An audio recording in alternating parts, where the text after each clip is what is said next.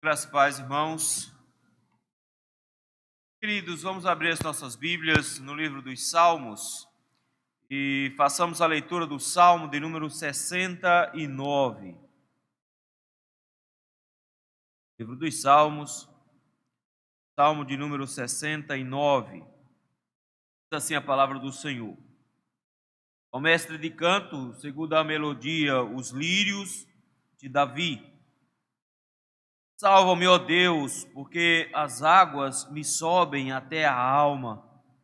Estou atolado em profundo lamaçal que não dá pé. Estou nas profundezas das águas e a corrente me submerge. Estou cansado de clamar. Secou-se-me a garganta e os meus olhos desfalecem de tanto esperar por meu Deus. São mais que os cabelos de minha cabeça, os que sem razão me odeiam. São poderosos os meus destruidores, os que com falsos motivos são meus inimigos. Por isso tenho de restituir o que não furtei. Tu, ó Deus, bem conheces a minha estultícia, e as minhas culpas não te são ocultas.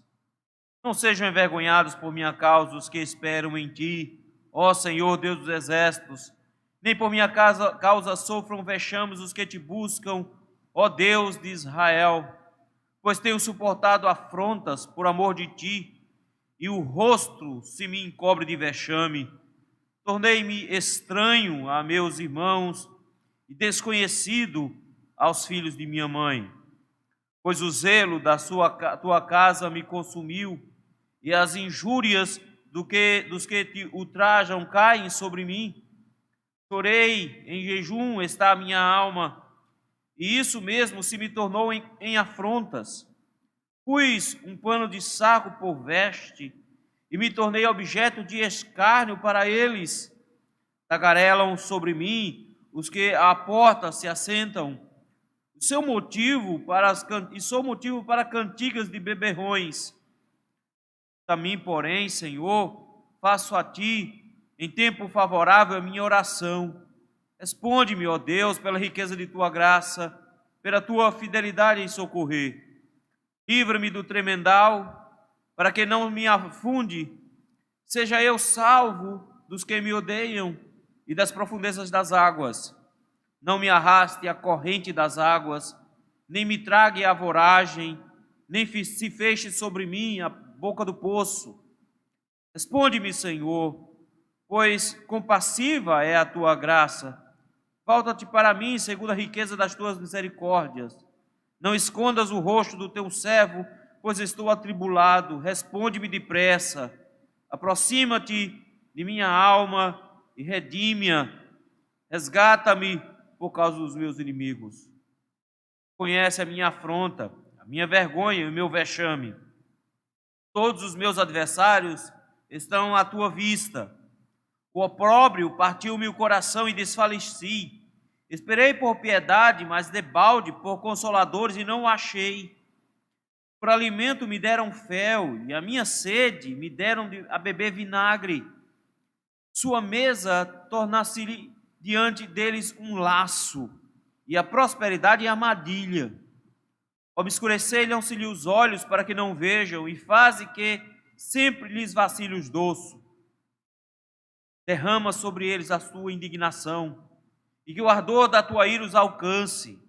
Fica deserta a sua morada, e não haja quem habite as suas tendas, pois perseguem a quem te feristes, e acrescentam dores àquele a quem golpeaste.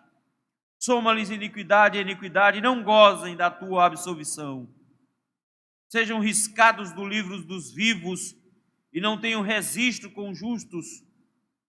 Quanto a mim, porém, amargurado e aflito, ponha-me o teu socorro, ó Deus, em alto refúgio.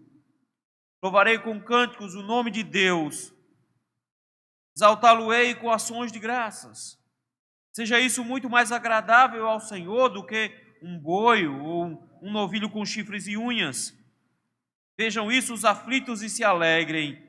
Quanto a vós outros que buscais a Deus, que o vosso coração reviva, porque o Senhor responde aos necessitados e não despreza os seus prisioneiros. Louvem os céus e a terra, os mares e tudo quanto neles se move, porque Deus salvará Israel e edificará a cidade de Judá, e a libertarão e hão de possuí-la. Também a descendência dos seus servos a herdará, e os que lhe amam o nome nela habitarão. Tá? Grandioso Deus, eterno Pai, Senhor Todo-Poderoso, graças te rendemos, Senhor.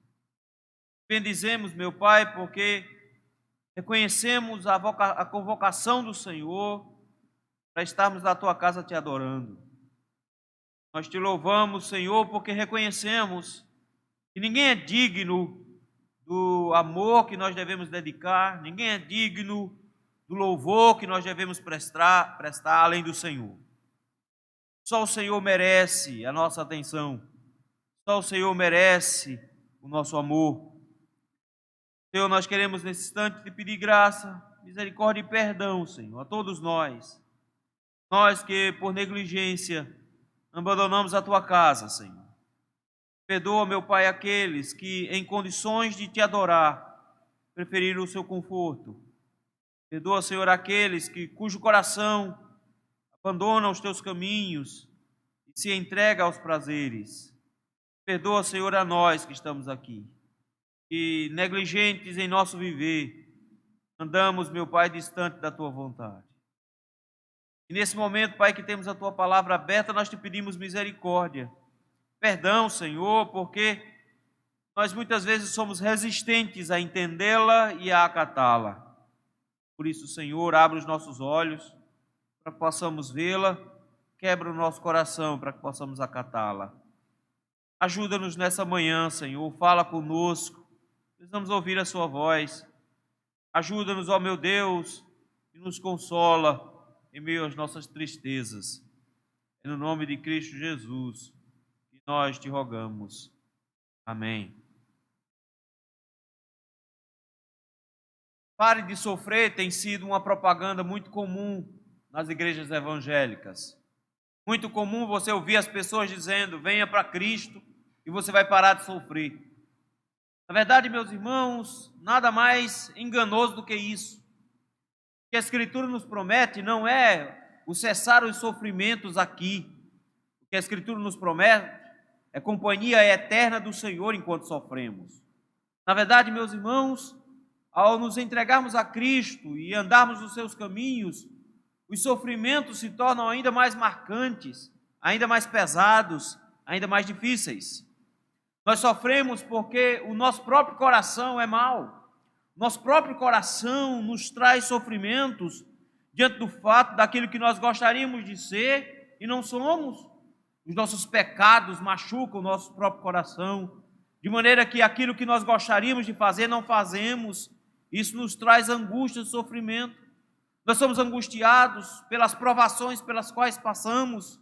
Por diversas vezes somos assaltados pelas lutas da vida, por doenças, enfermidades, por escassez de alimento, insegurança.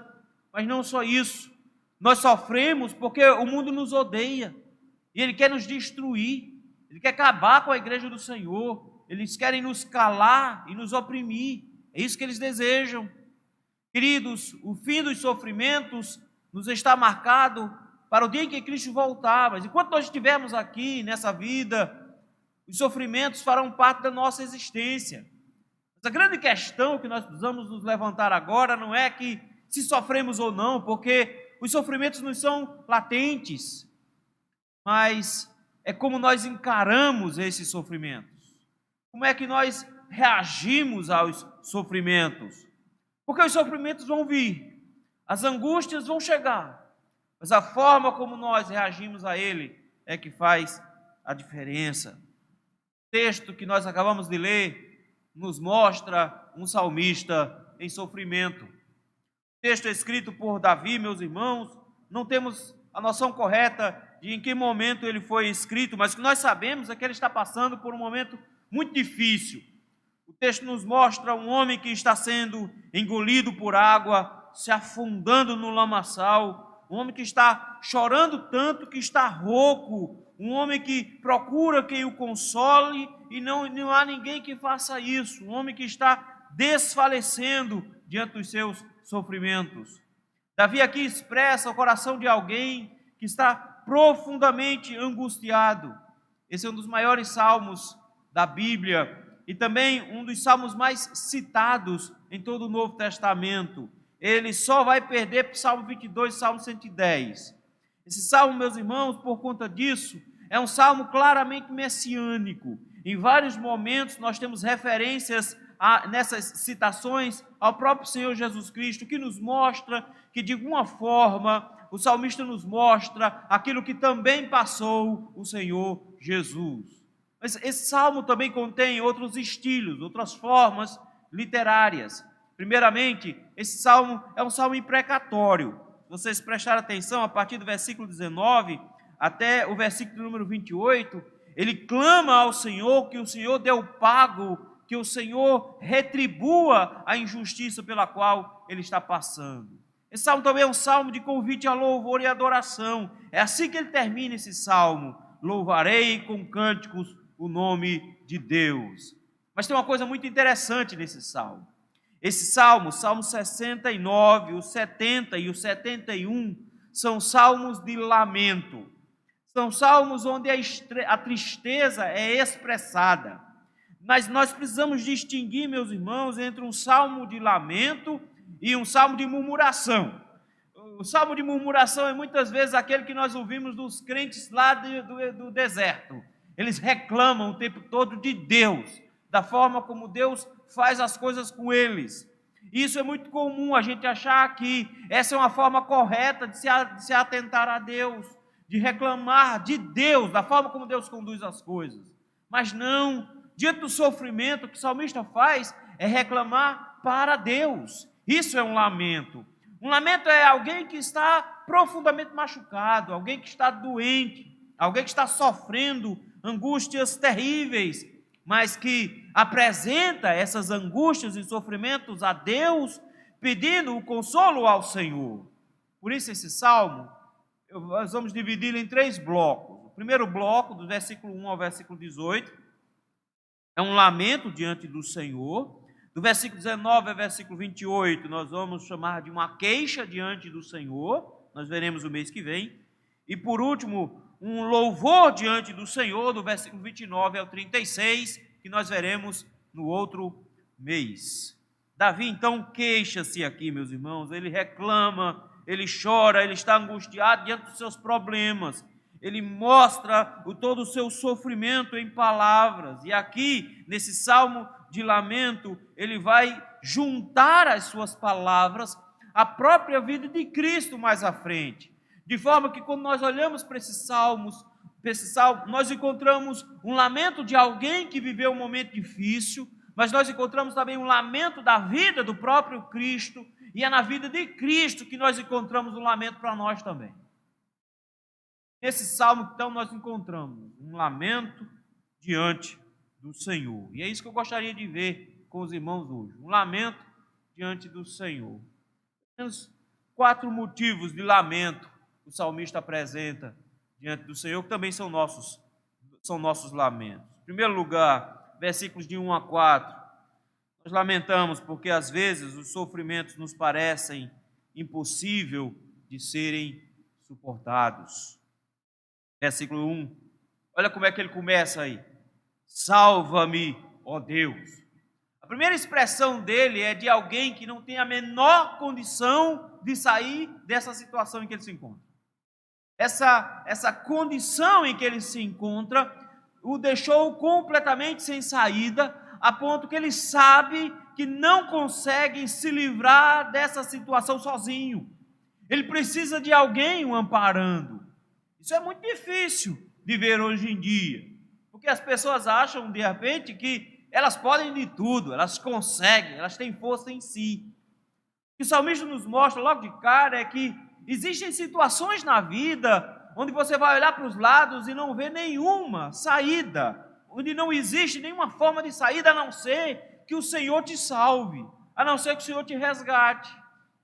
diante da certeza de que ele não pode se salvar, diante da certeza que ele não tem como sair dessa situação sozinho, ele vai descrever os sentimentos dele. E a forma como ele descreve os sentimentos, meus irmãos, é de alguém que está numa condição irreparável. Olha, ele usa pelo menos 3 expressões aí nos versículos 2 e 3. Ele diz, aliás, versículos 1, 2 e 3. Versículo 1, ele diz: salva-me, ó Deus, porque as águas me sobem até a alma. Ele se sente alguém se afogando. E eu quero que os irmãos prestem atenção, porque a imagem que ele nos traz é de água entrando dentro da alma dele. Não é só alguém que está com falta de fôlego, não é só alguém que não está conseguindo respirar, não é alguém que está dentro d'água e está debaixo da água e que prendeu a respiração.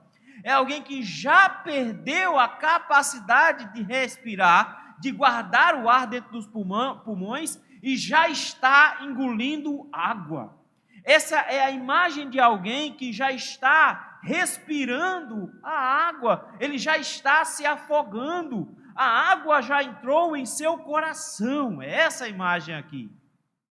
É alguém que já está quase se entregando, ele está se debatendo em desespero, mas ele não consegue mais fôlego, mas ele não consegue segurar mais o instinto de respirar, mesmo que seja respirar água. Esse homem está se afogando.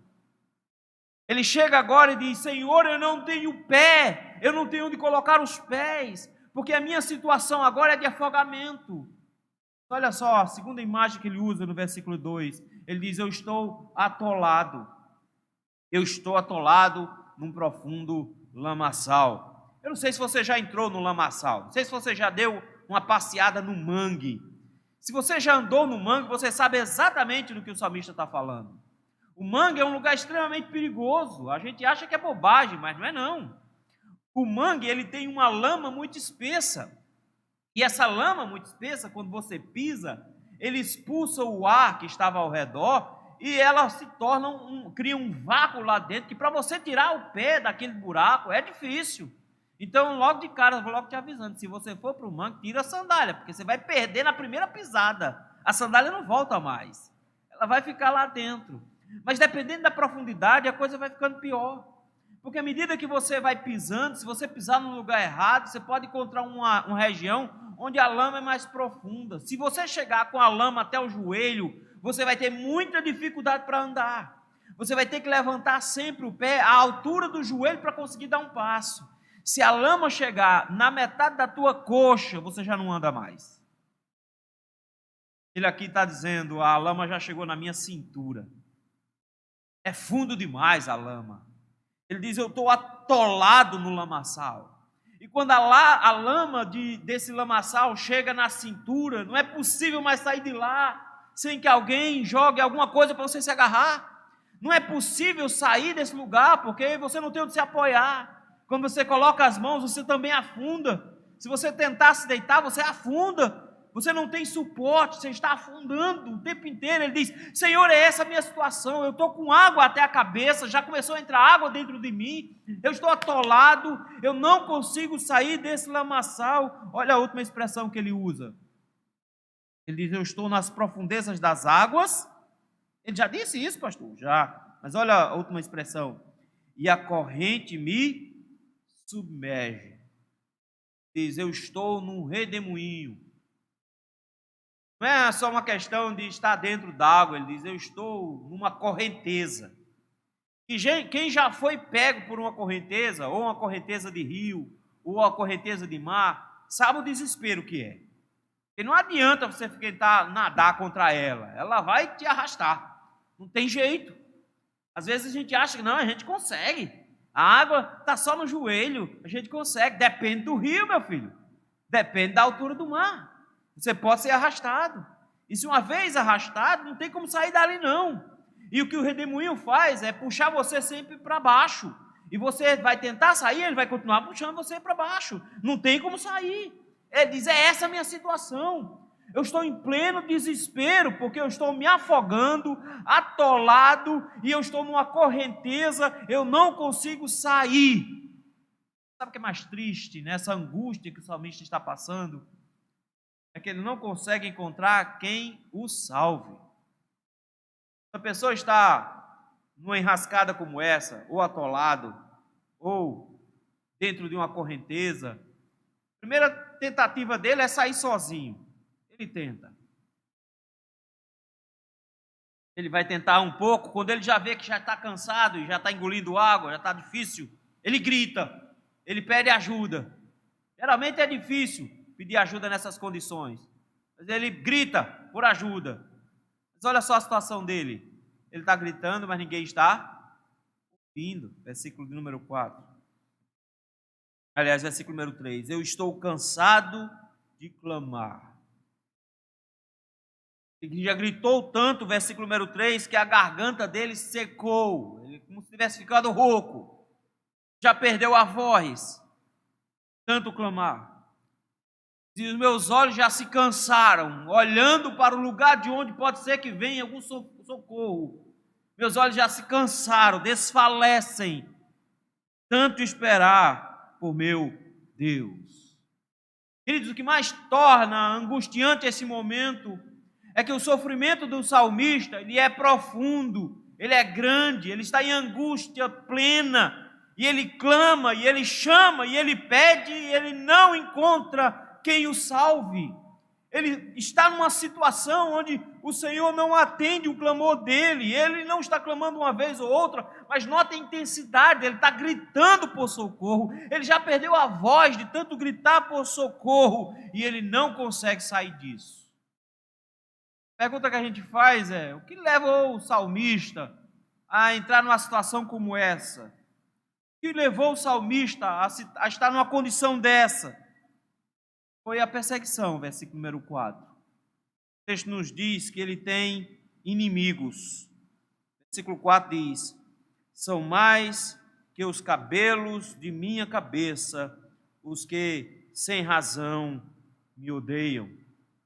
Ele chega agora e diz, eu tenho inimigos demais. E os meus inimigos se avolumaram numa proporção que eles são tão numerosos quanto o cabelo eu tenho na cabeça. O bom nisso tudo é que a palavra de Deus diz que o Senhor conhece e conta quantos cabelos nós temos na cabeça. E como Deus sabe quantos cabelos nós temos na cabeça, alguns têm mais, outros têm menos, feito eu. Mas querendo... Não, Saulo, deixa quieto. Mas querendo ou não, Ele sabe. Ele conhece quem são os nossos inimigos. Ele sabe quantos inimigos nós possuímos. Ele conhece cada um deles. E de repente o salmista diz, Senhor, o que eu sei é que são muitos. E eles me odeiam sem razão. Eles me odeiam. Eu não tenho a menor ideia porque eles me odeiam. Esse salmo, meus irmãos, agora começa a nos mostrar que Davi não está falando só dele, das angústias pelas quais ele passou. Davi não está falando só de um sofrimento que ele enfrentou, mas esse sofrimento também aponta para Jesus Cristo, porque ele igualmente sofreu, e sofreu de forma tão angustiante, a ponto de suar sangue lá no Getsêmani. Ele igualmente clamou, ele igualmente rogou, de forma que só árvores e as montanhas foram testemunhas do seu sofrimento, de suas orações. Os próprios discípulos dormem enquanto eles sofrem, e sozinho ele clama a Deus, e ele diz exatamente as mesmas coisas, porque no Evangelho de João, capítulo 15, versículo número 25, ele diz que esses homens o aborreciam sem causa, sem nenhum motivo, e que os seus inimigos eram tão numerosos quanto os cabelos de sua cabeça. Esse salmo aponta para o fato de que Jesus também possuiu muitos inimigos, de que os homens se levantaram contra Cristo e que ele também sofreu angústias terríveis, porque ele não tinha feito absolutamente nada. Ele não tinha feito nada, mas mesmo assim eles o odiavam. E o ódio que eles possuíam, ele mesmo se questiona, por que vocês me apedrejam? Me apedrejam porque eu faço bem? Porque vocês querem me matar? Porque eu estou curando pessoas? Porque vocês querem me matar? E não encontrando, meus irmãos, motivo para acusá-lo. eles inventaram uma acusação falsa. Inventaram uma fake news. E aí tinha um STF pronto para ouvi-la. Ele foi condenado. Justamente. Quase numa mentira. Morreu por conta disso. Diz, eu estou em sofrimento. Versículo número 4 termina dizendo, são poderosos os meus destruidores, e os que com falsos motivos são meus inimigos. Ou seja, eu não fiz nada, mas eles querem me destruir, eles têm muita força, eles querem acabar comigo. E por isso mesmo ele termina o versículo 4 dizendo, por isso tenho de restituir o que eu não furtei. Seu filho pagando pelo que eu não fiz. Exatamente isso que Cristo fez. Ele não cometeu o pecado, mas ele pagou feito. Ele pagou sem ter cometido crime. Ele morreu sem ter cometido crime. De repente ele nos mostra, queridos, que os sofrimentos às vezes nos vêm, não porque nós nos buscamos, mas porque eles nos encontram. E que a igreja, o povo do Senhor, tem inimigos terríveis, inimigos poderosos, inimigos cruéis, inimigos falsos e mentirosos. Esses inimigos da igreja de Cristo sempre andarão contra nós por causa de Cristo. Isso nos leva, queridos, a nos lembrar de repente que os nossos sofrimentos vêm por parte do mundo e por diversas vezes eles vêm de forma profunda, grandiosa e insuportável. Nós precisamos nos lembrar de que o lamento está diante de nós justamente para dizermos a Deus, Senhor, eu não estou suportando a situação em que eu me encontro. Senhor, o meu sofrimento é grande demais. A igreja do Senhor precisa se lembrar de que é possível dizer para Deus que os seus sofrimentos estão além da sua conta. Ah, pastor, mas a gente sempre aguenta. Não, nem sempre a gente aguenta. Às vezes para alguns parece uma besteira. Mas os nossos sofrimentos, só quem sabe quanto está doendo somos nós. Diz um ditado que só quem sabe onde o calo aperta é quem está calçando o sapato. Às vezes a gente olha para um adolescente, está com espinha na testa, sofrendo. Besteira, não é? É só uma espinha. Criança, esse adolescente está sofrendo por conta disso. É angustiante isso. É real. É uma paixonite de criança, é a primeira paixão dele, mas está sofrendo. É doloroso aquilo.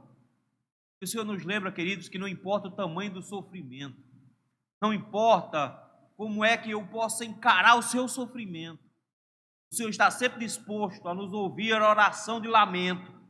E você pode chegar diante de Deus dizendo, Senhor, eu não estou aguentando esse tranco. Senhor, eu não estou aguentando o sofrimento. Não estou suportando aquilo pelo qual estou passando. E da mesma forma como o Senhor enfrentou sofrimentos terríveis, da mesma forma como o Senhor orou a ponto de chorar e verter lágrimas de sangue, da mesma forma como o Senhor sofreu, eu hoje sofro e eu te imploro que o Senhor me ampare. O salmista nos mostra, queridos, que ele sofreu, Cristo sofreu, que nós sofremos, mas ainda podemos lamentar diante do Senhor. Lamento diante do Senhor. O primeiro motivo é porque às vezes o sofrimento nos parece impossível de ser suportado. O segundo motivo é porque às vezes o abandono nos parece impossível de ser vivenciado. Vejam o versículo número 5 a 9. Versículo 5, ele não esconde o seu coração do Senhor. Ele sabe que ele não fez nada de errado.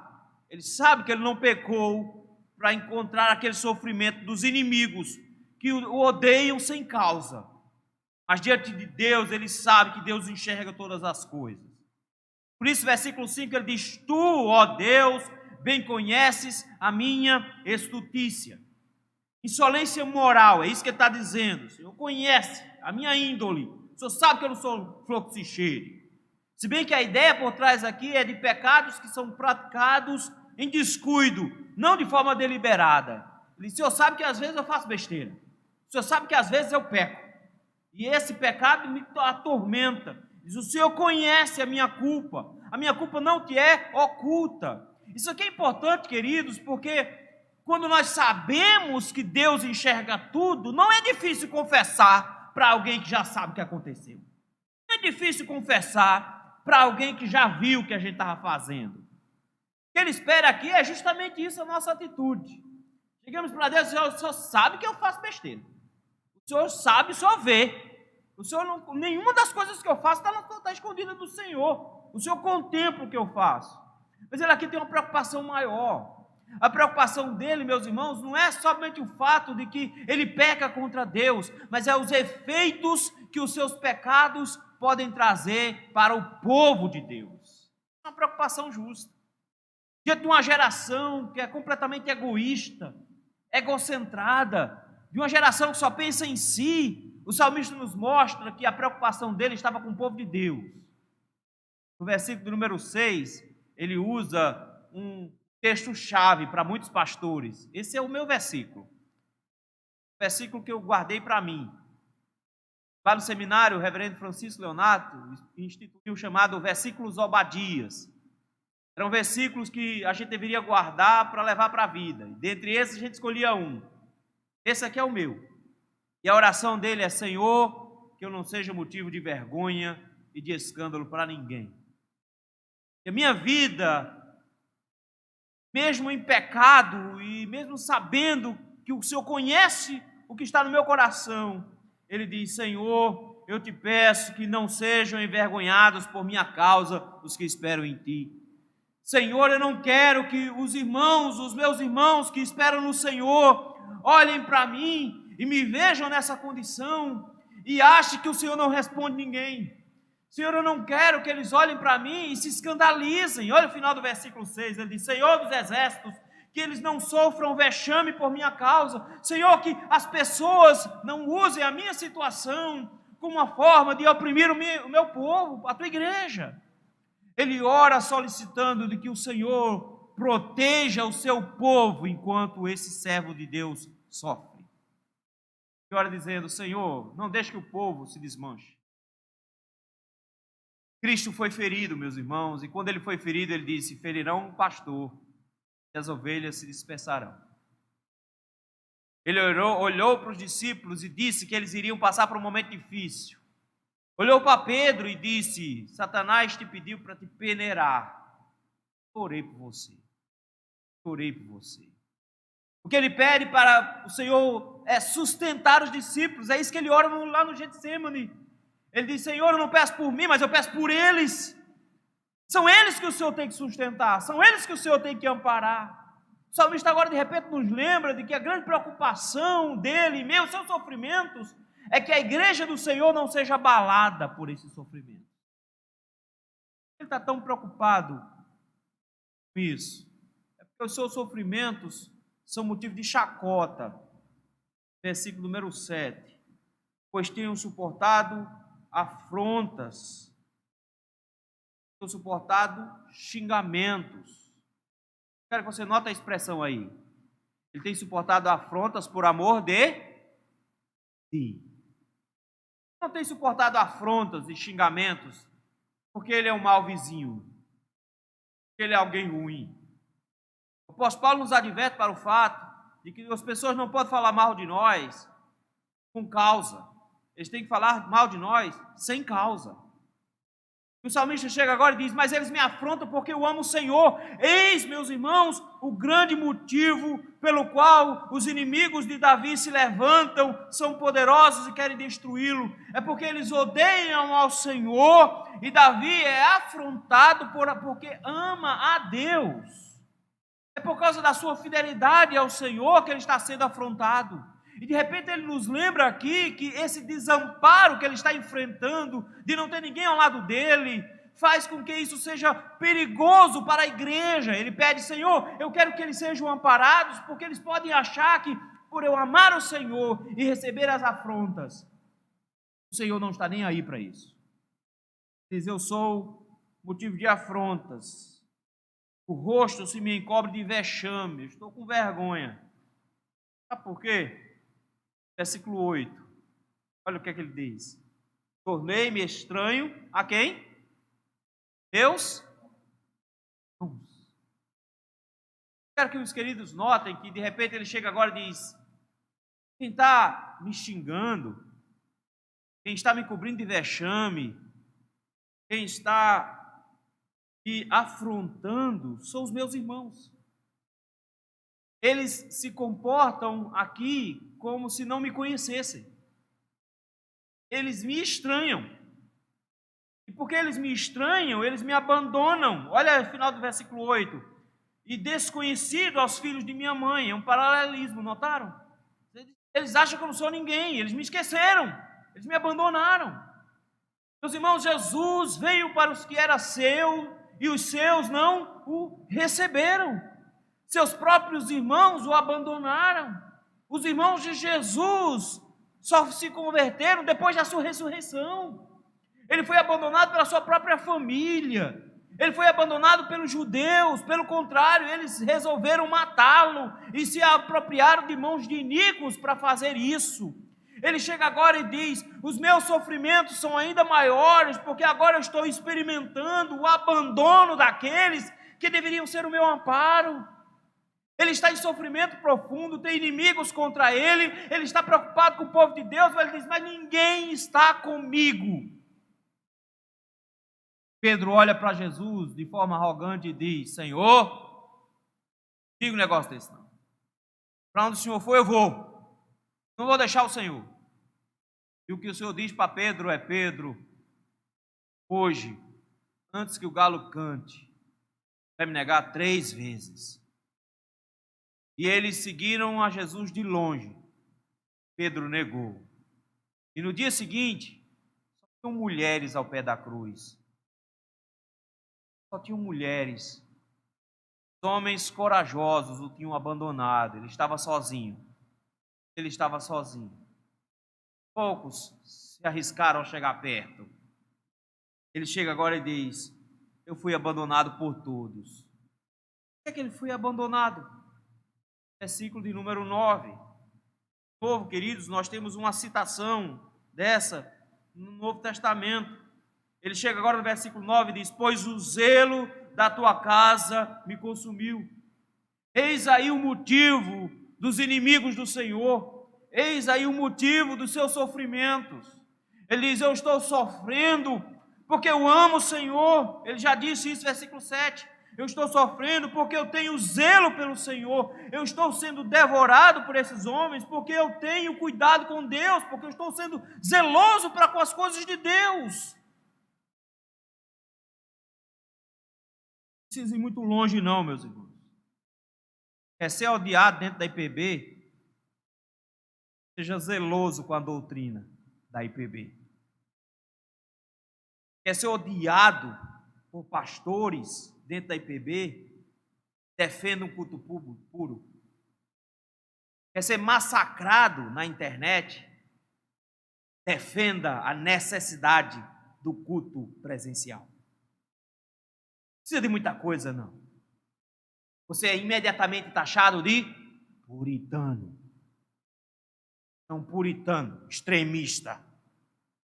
O Senhor chega e diz: o motivo pelo qual eles me odeiam é justamente porque eu tenho zelo pela casa de Deus, porque eu tenho zelo pela adoração. Em João capítulo 2, versículo 17, vai nos mostrar exatamente isso, que ele, diante de um templo corrompido, com homens fazendo do templo um lugar de negócios, ele pega um chicote, expulsa aquelas pessoas de lá, e na hora que ele está fazendo isso, fazendo o maior salseiro, virando banca, batendo nas pessoas, os discípulos se lembram de que o zelo da sua casa me consumirá. Aquele que tinha zelo pela adoração, que tinha zelo pela casa do Senhor, ele diz: é por isso que eles me odeiam. E aí, o final do versículo 9, o apóstolo Paulo traz, Romanos capítulo 15, versículo 3, diz: é por isso que eles rodeiam a igreja inteira. As injúrias dos que te ultrajam caem sobre mim. A igreja do Senhor toda precisa aprender isso, a enfrentar essa rejeição, ser fiel ao Senhor. Da mesma forma como Davi, da mesma forma como Cristo, nós também sofremos angústias e somos abandonados. Jesus nos advertiu que os inimigos de um homem seriam os da própria casa dele. E nós não precisamos de gente lá de fora nos perseguindo, que os irmãos da igreja vão perseguir. Nós não precisamos que os outros lá de fora se levantem. Dentro de nossa própria família vai se levantar aqueles que vão nos xingar, que vão nos abandonar no meio das nossas angústias, que vão falar mal de nós enquanto nós sofremos. Nós vamos nos lembrar disso e lamentar diante do Senhor, porque o Senhor é o único que pode nos acolher nessas horas. Quando todos o abandonaram, meus irmãos, Jesus clama: Deus meu, por que me desamparaste? Ele entende que esse abandono era necessário, mas que ele causa sofrimento. Nós precisamos aprender a lamentar diante do Senhor. Nós fomos abandonados. Que sejamos abandonados pelo motivo certo, não porque você é gente ruim. Você ama o Senhor. Você é zeloso para com Ele. E aí você vai poder lamentar diante do Senhor de forma apropriada.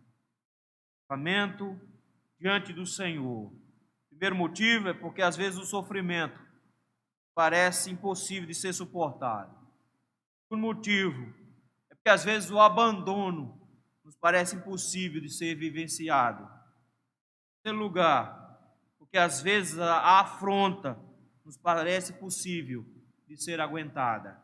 Versículo 10 ao versículo 13. Ele chega agora e diz: eu chorei. Chorar não é uma coisa ruim. Chorar é para fracos. Cristãos são fracos.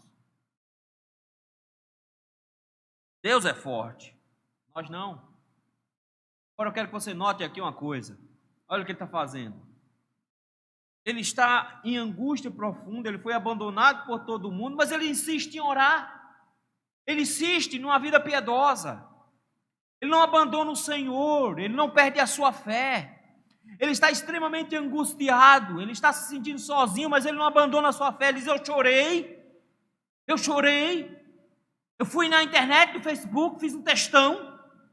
Mandei um xingamento para todo mundo no grupo da igreja, que não estão vindo me visitar. Eu estou com raiva das pessoas. É isso que ele fez. Então ele diz: eu chorei e jejuei. Em jejum está a minha alma. Ele jejuou, versículo 11. Ele pôs pano de saco. Isso é profunda tristeza e arrependimento. Isso é sinal de alguém que está no fundo do poço.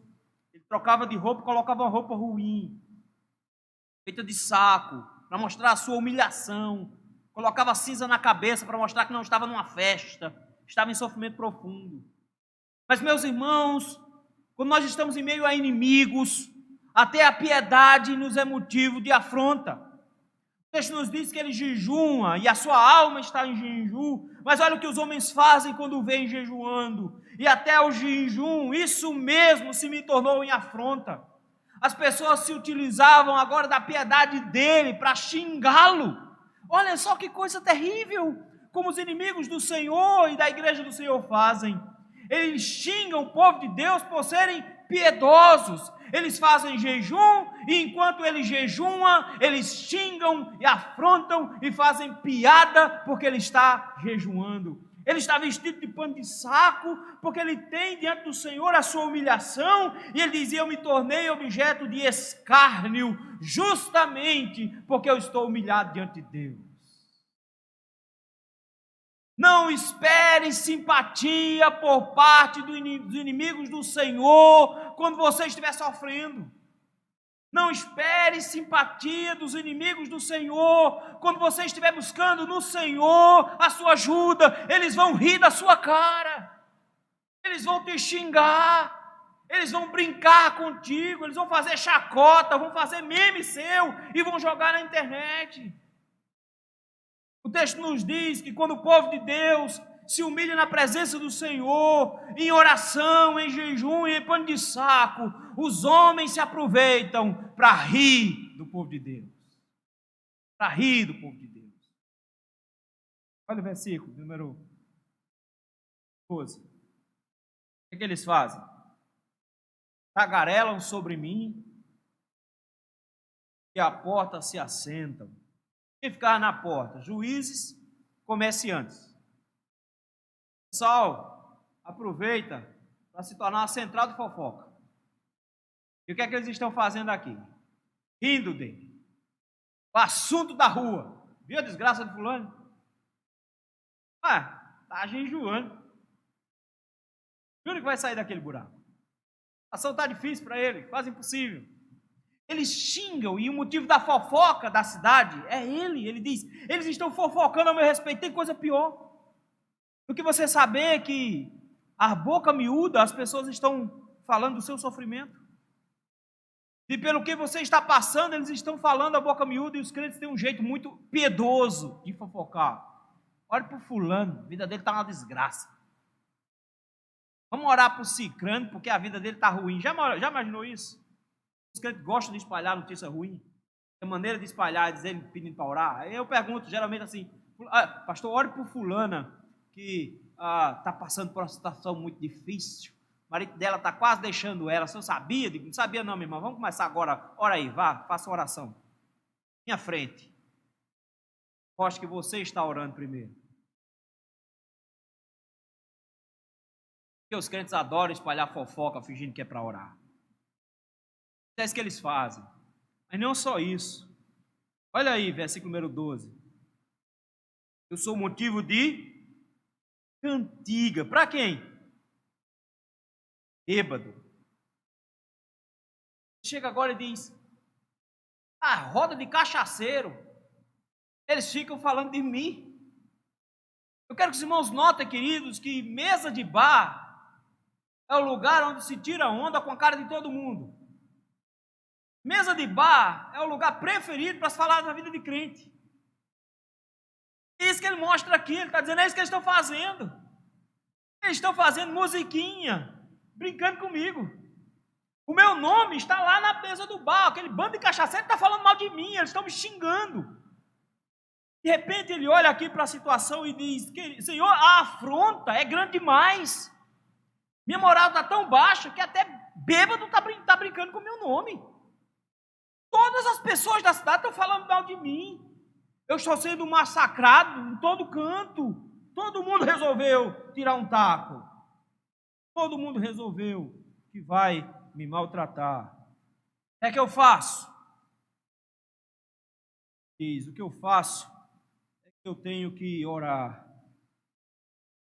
Versículo 13 ele diz, para mim, porém, Senhor, faço a ti em tempo favorável a minha oração. E ele de repente nos lembra que quando o xingamento é grande demais, a presença do Senhor é o melhor lugar. Xingaram Jesus de tudo quanto é coisa.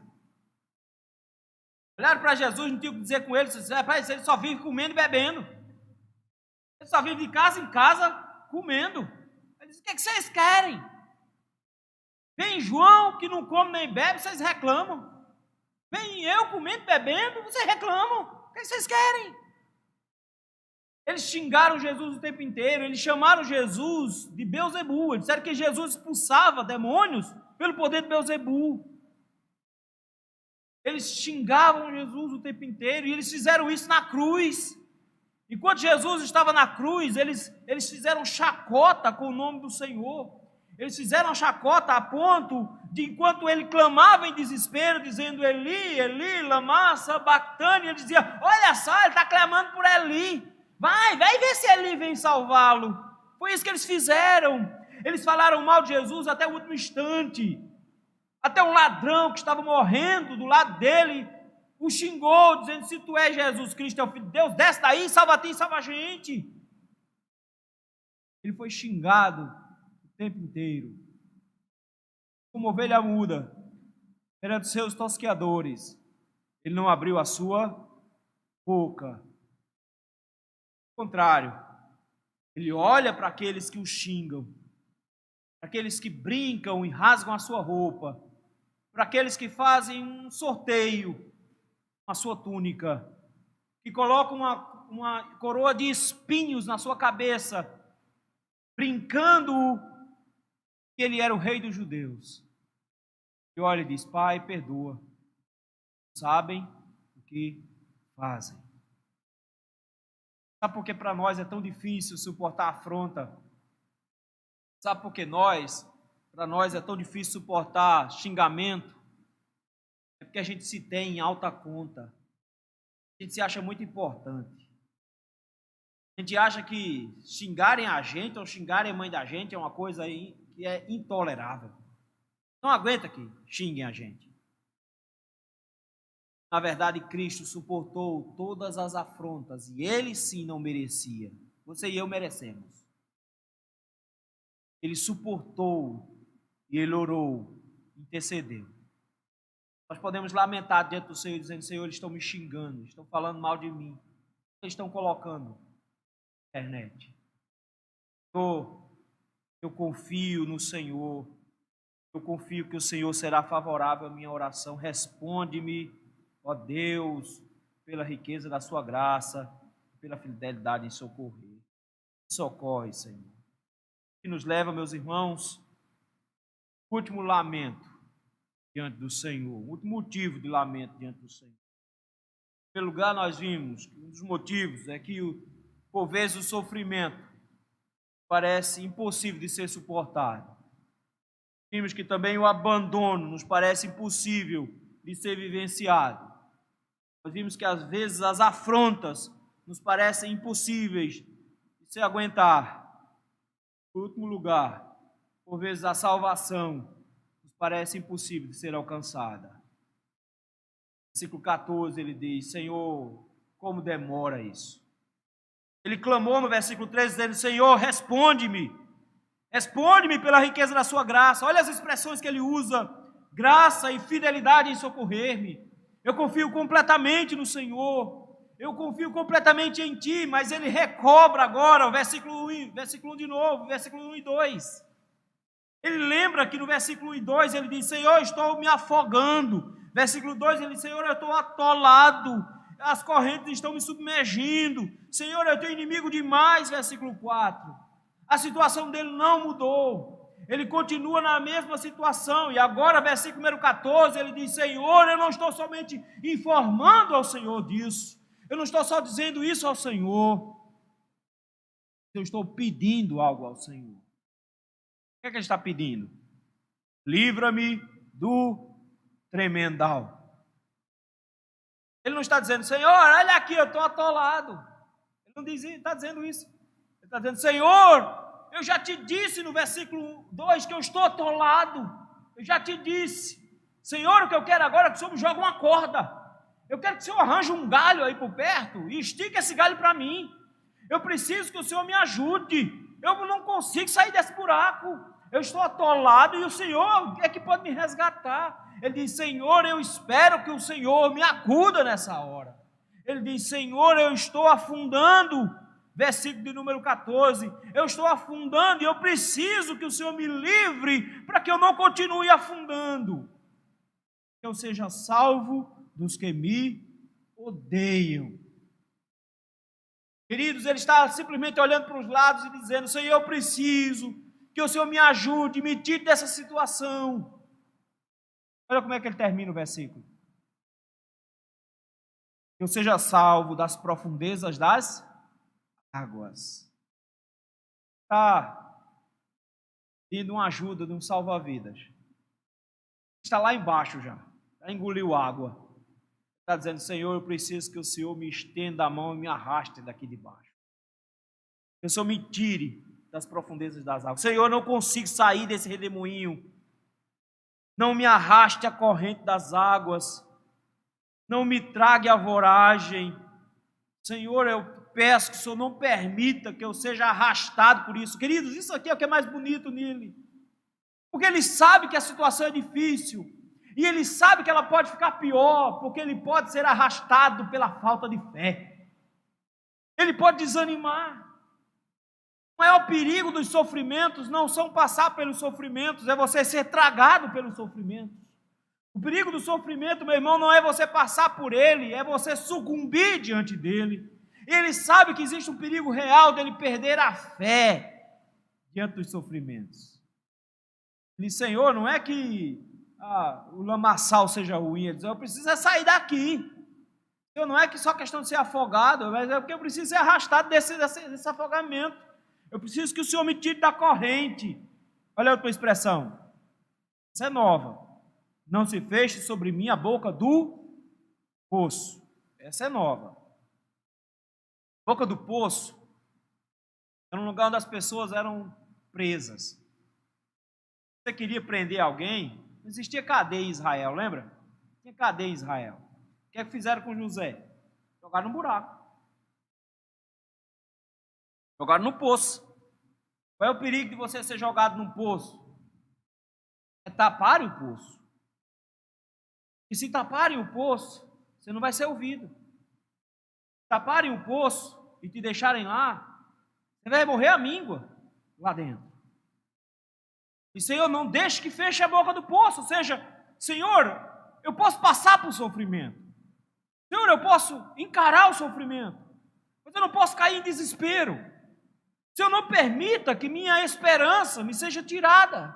Não permita que minha fé no Senhor seja enfraquecida a ponto de eu achar que não tem nenhuma saída. Os sofrimentos são terríveis, a situação me diz não tem saída, mas eu olho para o Senhor é a minha saída, responde a minha oração. Versículo 16, responde-me, Senhor, pois compassiva é a tua graça. Senhor, eu espero do Senhor a salvação, eu espero que o Senhor me atenda. Volta-te para mim, segundo a riqueza das tuas misericórdias. E, Senhor, eu preciso que o Senhor me ampare agora, que eu não perca completamente as esperanças. E por isso, versículo 17, 18, ele diz, Senhor, não esconda o rosto do teu servo. A ideia, Senhor, é não me desampare. Está dizendo, Senhor, eu não posso ser desamparado agora. Posso ser desamparado, pois estou sendo atribulado. Eu preciso de pressa, versículo 17. Se eu me atender. Cristo clama, Deus meu, por que me desamparaste? Com base num salmo. Mas o salmo termina dizendo que o Senhor o escuta. Ele mesmo disse isso, queridos. Ele mesmo disse isso diante do túmulo de Lázaro, antes de ressuscitá-lo. Disse, Senhor, eu te clamo porque o Senhor me escuta. E eu quero que eles saibam disso. Ele sabe que o Senhor estava atento a ele. E ele sabe que no final das contas Deus iria socorrê-lo. É por isso que tranquilamente ele no final se entrega dizendo, Pai, em tuas mãos entrego o meu espírito. Ele se entrega ao Senhor na certeza de que o Senhor o socorrerá no final. Ele se entrega à morte na certeza de que o Senhor não deixará o seu servo na morte, que o Senhor não permitirá que o seu servo apodreça dentro de um túmulo. Ele confiava plenamente, ele morreu, mas ele não desesperou. Ele foi abandonado por todos, mas ele sabia que podia contar. É por isso que Pedro chega e diz, por isso Deus o ressuscitou ao terceiro dia.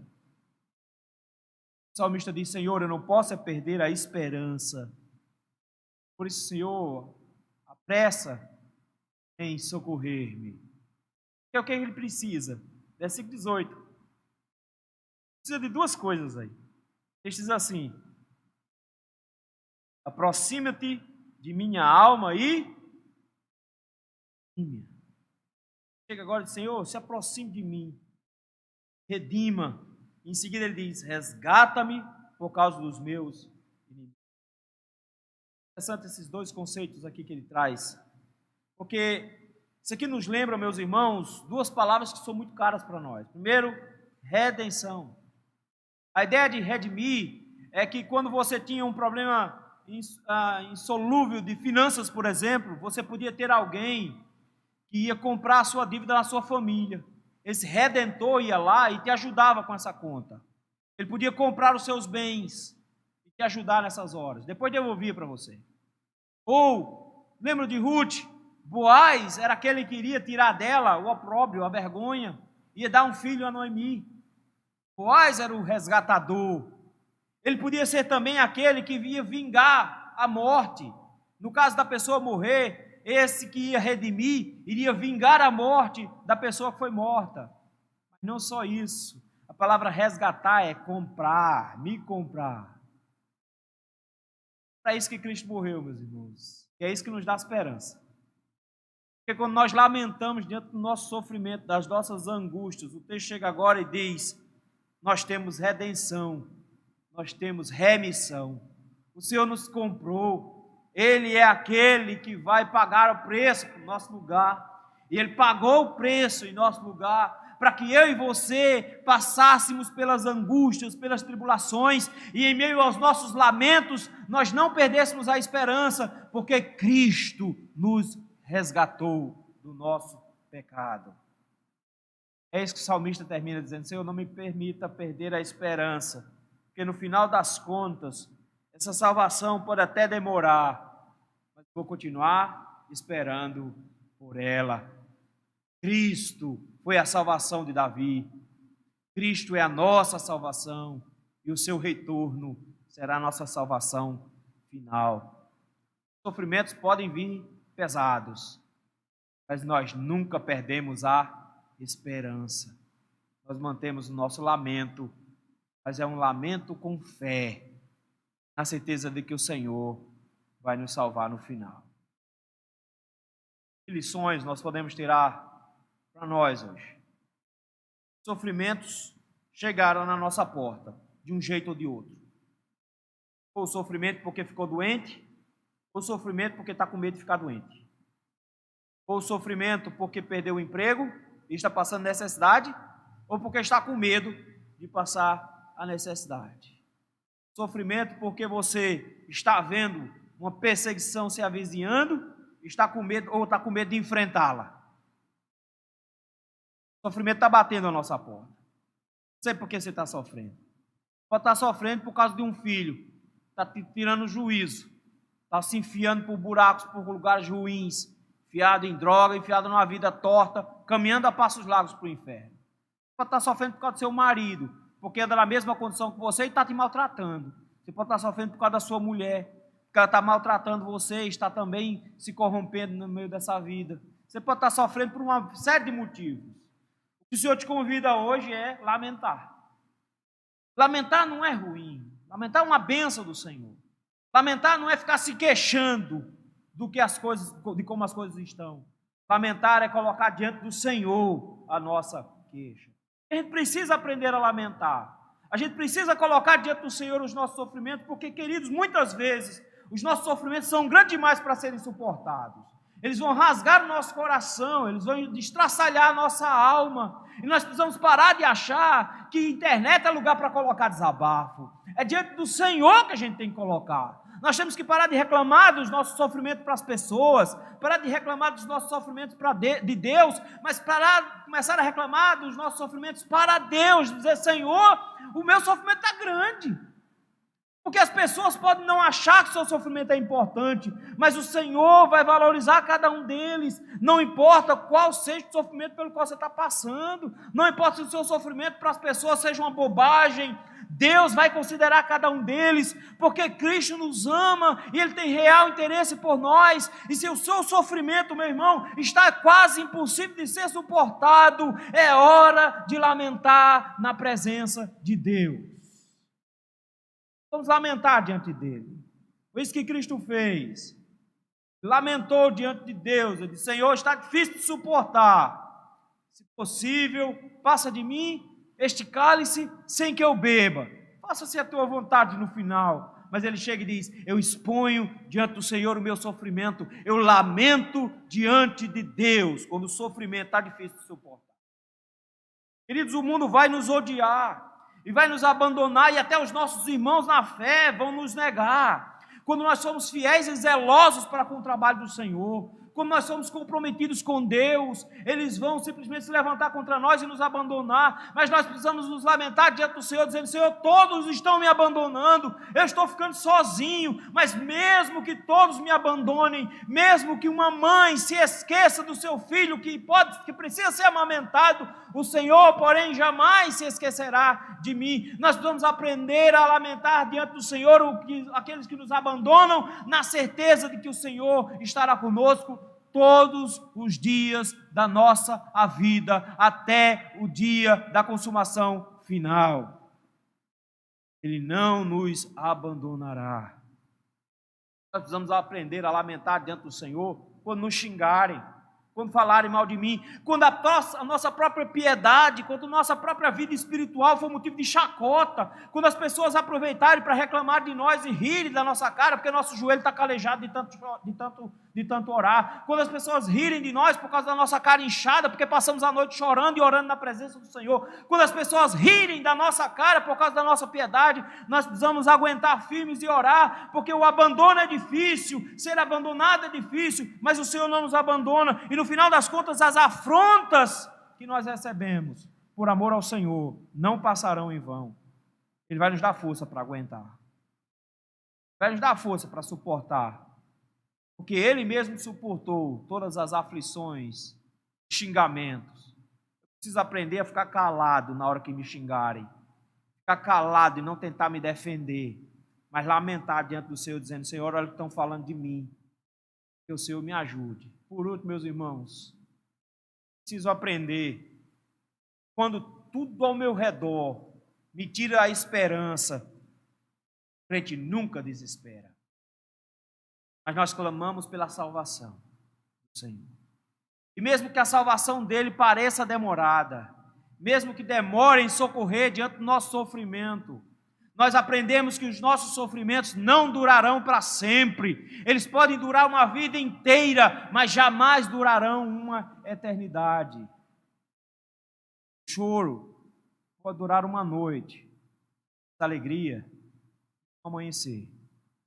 A salvação do Senhor é aquele que nos dá esperança. Por isso, se você está bem desesperado, te lembro que o Senhor te salvou. Eu te lembro da morte de Cristo na cruz do Calvário, que é a certeza de que seu fim não é a cama de uma UTI, deitado de bruços, buscando fôlego. Esse não é o seu fim. O seu fim é a cidade de ouro. O seu fim é a presença de Cristo para sempre. Esse é o nosso fim. Queridos, os sofrimentos vêm. E eles vêm, às vezes, de forma terrível e dolorosa. Que o Senhor nos ajude a lamentarmos diante dEle, na certeza de que nenhum sofrimento é impossível de ser suportado, na certeza de que nenhum abandono é impossível de ser vivenciado, na certeza de que nenhuma afronta é impossível de ser suportada, na certeza de que a salvação do Senhor pode ser esperada com certeza. Deus nos abençoe.